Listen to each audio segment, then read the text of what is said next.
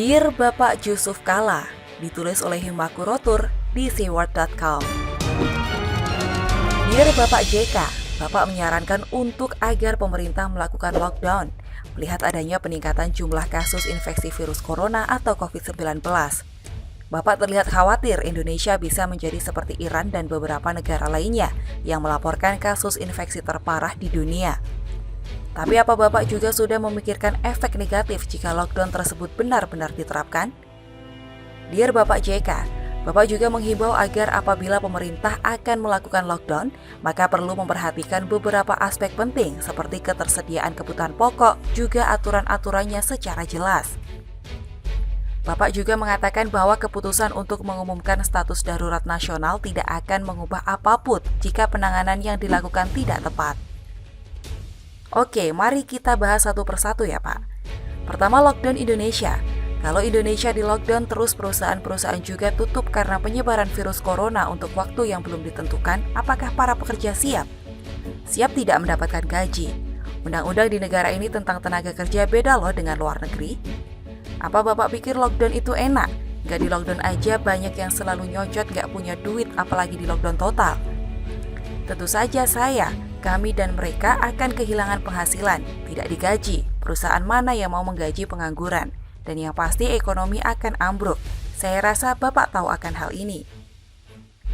Kedua, masih banyak masyarakat kita yang kurang memahami soal corona, termasuk etika atau tindakan pencegahan sederhana. Karena masih banyak yang lebih pusing memikirkan hal seperti besok bisa makan nggak ya? Atau gimana cari makan buat besok? Karena kenyataannya negara ini belum sekaya Cina, begitu juga dengan tingkat pendidikannya masih jauh dibandingkan dengan Singapura.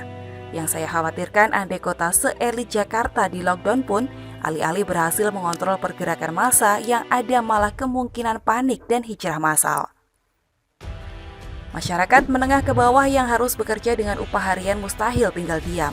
Bisa jadi akan ada aksi protes yang berujung kaos, aksi penjarahan dan kriminal karena khawatir kelaparan akibat lockdown. Saya yakin orang yang mendukung lockdown mereka tidak memikirkan dampak kematian yang lebih ekstrim karena rush di mana-mana. Lalu siapa yang bisa menjamin suplai makanan dari pemerintah mampu menjangkau setiap sudut kampung dari Sabang sampai Merauke? Andai suplai makanan cukup pun, apa negara sanggup membayar upah harian setiap warga terdampak? Ada rumah kontrakan yang harus tetap dibayar, uang sekolah atau kebutuhan sehari-hari di luar makanan. Mampukah negara menjangkau semua warga terdampak? Ketiga, yang banyak uang pasti bisa memborong satu supermarket, yang punya bisnis sembako nggak akan dia jual, stok untuk keluarga sendiri. Terus yang nyari hari ini untuk makan besok, mereka bisa nyetok apa? Ada banyak orang yang hidup pas-pasan untuk hari ini saja. Akhirnya karena urusan perut jarah sana-sini. Chaos terjadi. Saya rasa Bapak perlu memikirkan sampai hal terkecil. Lockdown itu bukan sesuatu yang mudah, pemerintah perlu persiapan yang mumpuni. Salah satunya pasokan sembako harus ada jaminan 100% dapat semua selama lockdown diberlakukan. Harus bisa memahami tipikal orang plus 62 yang panikan kalau urusan perut. Mereka bacok-bacokan aja mau kalau urusan perut. Keempat, belum lagi ada potensi oknum untuk menunggangi isu, menciptakan kerusuhan dan guncangan sosial, politik, dan ekonomi lebih besar. Jangan kesampingan itu, kalau sampai lockdown bakal banyak masalah yang bisa di luar kendali. Maling berseragam bakal keluarin APBD dengan alasan dana darurat bencana, hilang entah ke kantong siapa. Orang-orang oportunis dari pejabat sampai ke rakyat jelantah bakal balapan nyari keuntungan di tengah kesusahan orang, buru-buru empati, moral, dan etika juga nggak punya kok.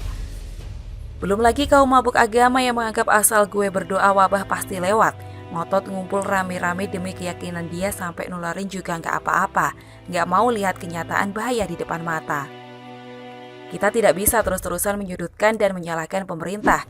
Ini bukan tentang segelintir orang yang harus diperhatikan. Ini tentang 280 juta rakyat yang harus diperhatikan, dan kita nggak bisa hanya menggantungkan diri kepada pemerintah.